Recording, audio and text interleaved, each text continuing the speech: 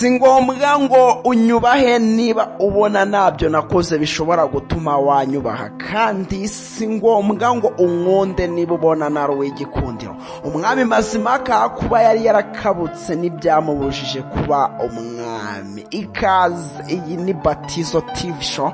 Uyu mwumva ni Professor GM Batozzo. Nkaba ngiye kubasobanurira play yitwa An Enemy of the People, nyuma yo kubasobanurira novo zitandukanye ndetse na play ubungubu itahiwe ni An Enemy of the People.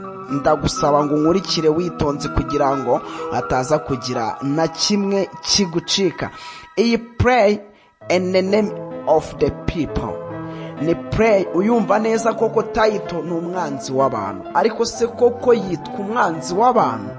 Ni hehe title ihuriye n'ibivugwa mu gitabo? Ese koko ibivugwa mu gitabo bihuriye hehe na title?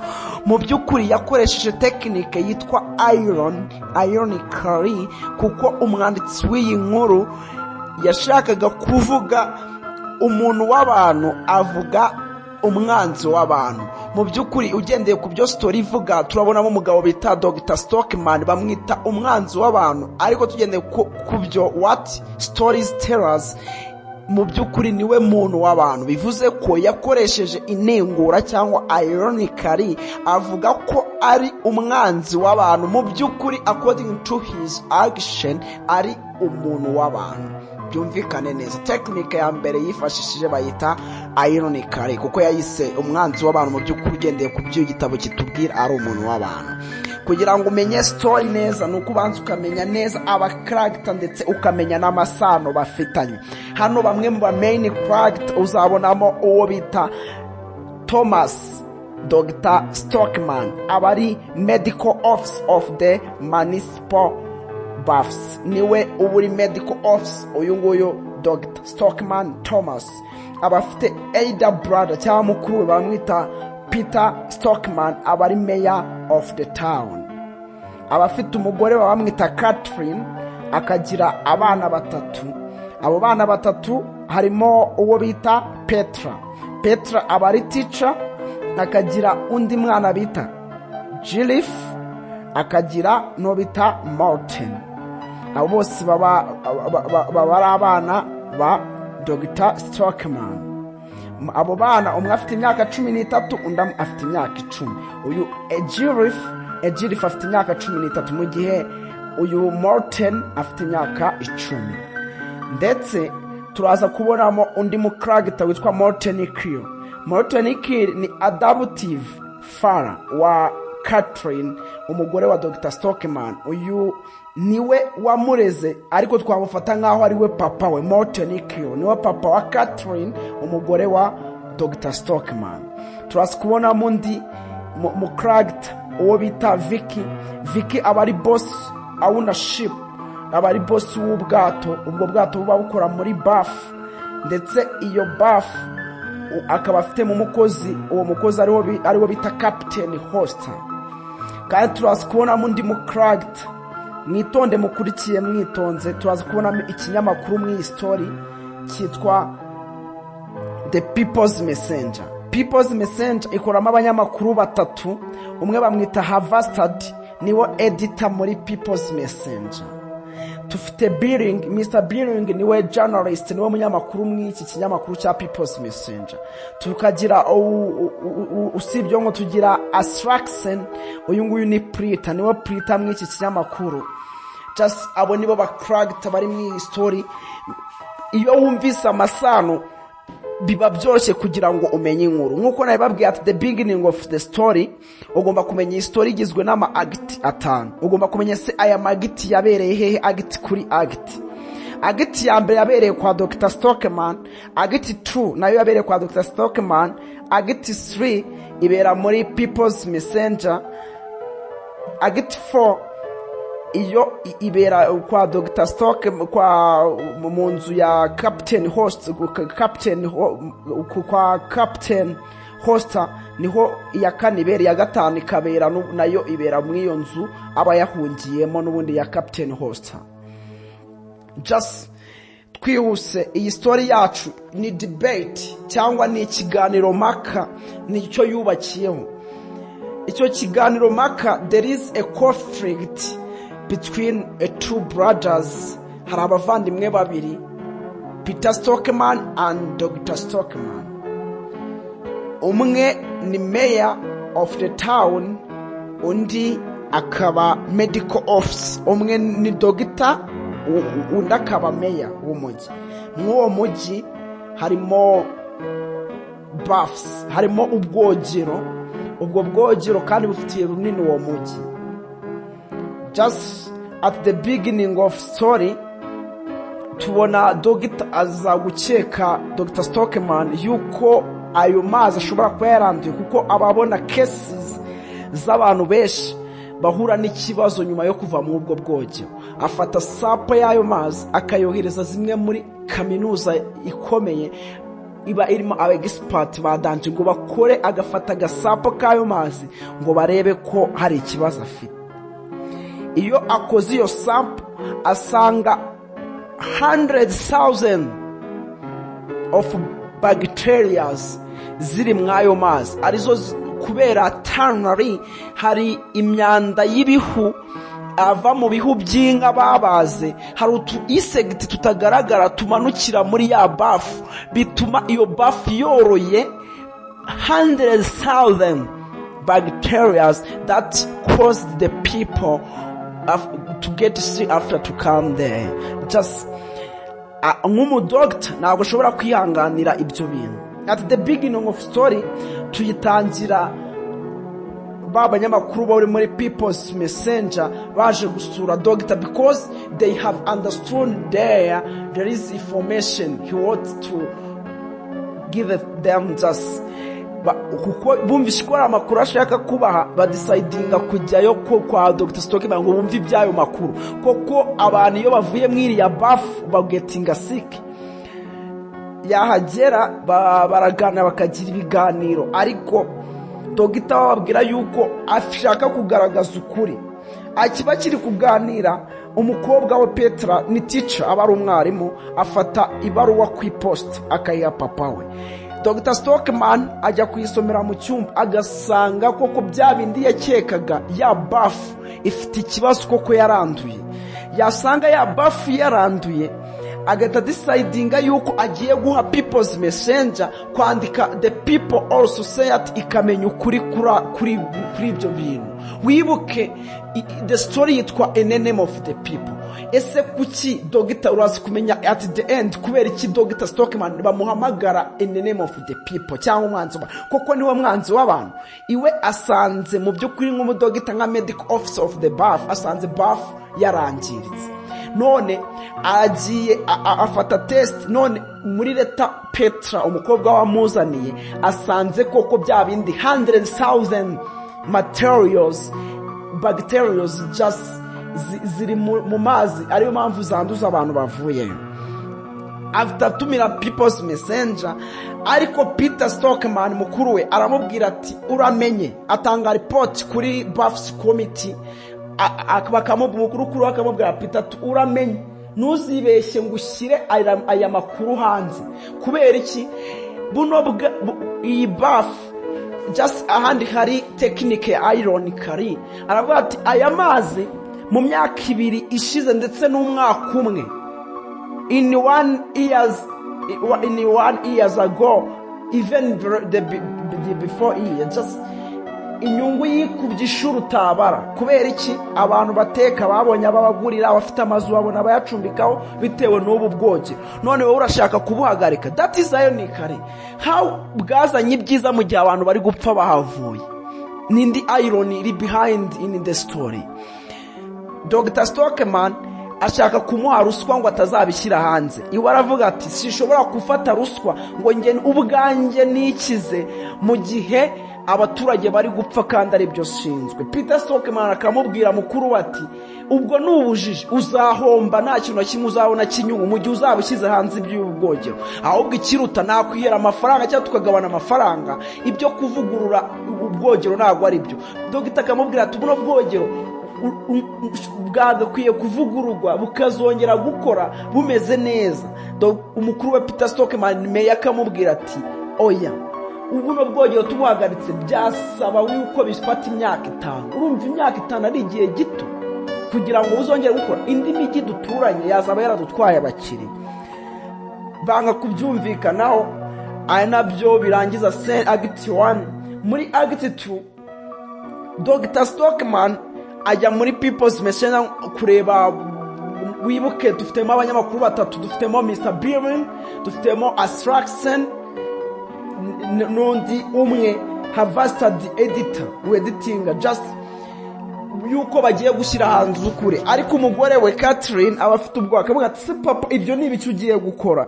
umwana akavuga ati I'm going to fight for truth, ngiye guhanganira ukuri, ngiye gukora buri kimwe cyose ariko kuri gutsinde. ntabwo ngiye ubwanjye shobora kwitwaza akazi mfite ngo ariko abaturage bakomeze gupfa ndeba kandi arizo nshingano mfite. hahita haba ikibazo aho gutumvikana. Captain Worcester abatiza hall esat nono ikaba debate, open debate, bagatumira society, bagatumira abantu noneho turebe. ariko habari inyuma abanyamakuru baziga ruswa. urumva nawe niba uri umunyamakuru ntabwo ushobora gufasha umuturage kandi umuyobozi ahari. bemera kujya mu kaboko ka meya gufasha meya, kandi mu by'ukuri uvuga ukuri ari Dr. Stockman. munyumve neza, right? uyu Dr. Stockman nyuma yuko abonye ntabwo acika intege, badecidinga gutumira debate cyangwa ikiganiro maka hagati. ese mu by'ukuri hagati ya Peter Stockman n'indi uvuga ukuri in the eyes of the community. ariko according to what book tells just Dr. Stockman ni uvuga ukuri. Peter Stockman he is selfish, collaborative, just ntabwo ashobotse, ni umuyobozi bad reader. izo zose ni character za meya. while mu gihe ari very honest uyu nguyu Dr. Stockman. rero ababatiza a whole Astraxen ni uburi chairperson. noneho bose baze babwire ibitekerezo by'abaturage kugira ngo society imenye ni ikihe cy'ukuri. Dr. abagitangira kuvuga kababwira ati iriya buff yarangiritse ifite ikibazo. Peter Stockman agahita mukomera akabihakana. abaturage bose bakamuhindura, just bamuhindura. Peter arahaguruka akavuga cya kinyoma cye cyangwa ya irony iri behind, akabwira abaturage ati buriya bwogero bwateje imbere umujyi. bari muri debate, buriya bwogero bwateje imbere umujyi. dore mu myaka 2 itambutse imisoro cyangwa amafaranga yinjira mu uyu mujyi yariyongeye bitewe n'abacyerarugendo tubona mu uyu mujyi. none uriya murumuna wanjye Dr. Stockman ari gushaka kunganza ngo afate abeshye ko ubwogero butameze neza. abaturage bose bakamuha amashyi kubera iki? The people there, abaturage baho ni injiji, ntago banariza, ntago bafite ubwenge, nibabona just babaye akayabira ngo bafite amaso nibabona, bafite amatwi nibumva. mu by'ukuri barumva ko ibyo meya yavuze byose ni ukuri, kandi mu by'ukuri abaturage bararemba. Dogita gahaguruka akabibabwira, Dogita yabibabwira bakanga kubyemera, bakamuhinduru bakamuga uri umwanzi w'abantu. kandi wibuke mu by'ukuri ntago ari in the name of people calling him in the name of the people. kandi wibuke koko ntago ari umwanzi w'abantu. kubera iki? ahubwo we ni wa mukunzi w'abantu. He is a man of the people. He doesn't want in the name of the people, according to what the pray tell us. kubera iki?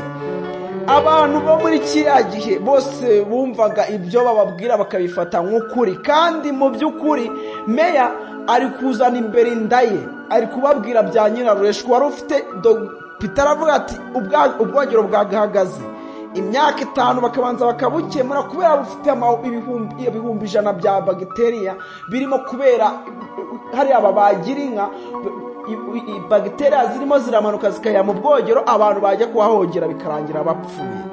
The story debate irangira bemeje yuko Dr. Stockman nk'uvuga ukuri, mu gihe Peter wavuga ngo buno bwogero meya bwazanye inyungu zihagije bufite n'uruhare umujyi, bikarangira bahamagaye Dr. Stockman in the name of the people, nk'uko igitabo cyitwa umwanzi wa. ariko se koko ni umwanzi w'abantu?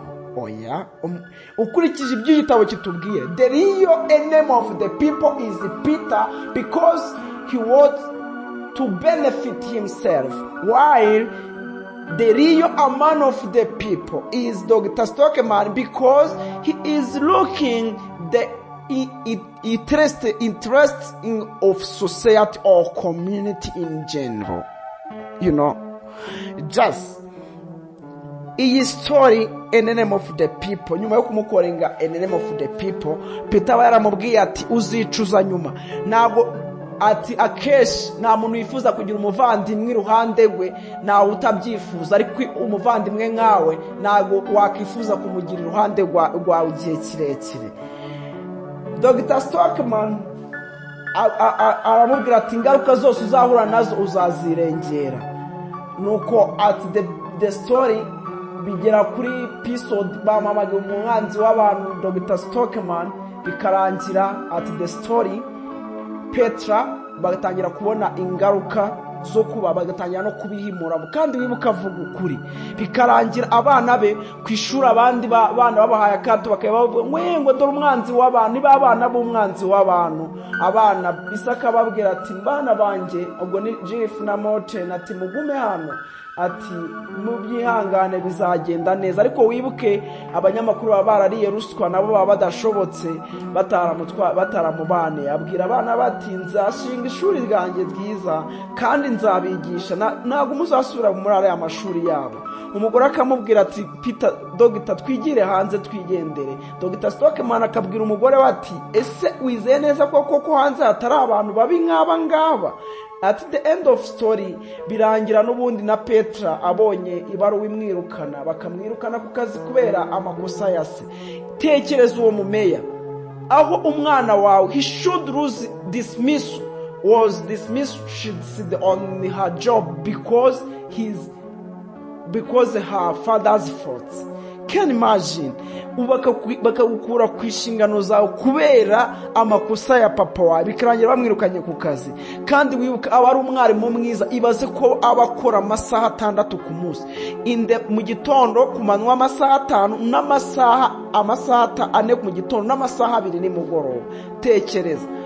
Ariko bakamukura ku kazi kubera ngo se afite amakosa. Kandi mu by'ukuri ugendeye ku by'igitabo kitubwira, ise ntabwo ari umuntu mubi, nta makosa afite, ahubwo amakosa afite Peter Stockman ushaka indambi. Nibwo buyobozi bwo muri Afurika bw'iwacu, ntabwo ukuri gukora, ahubwo akora politically.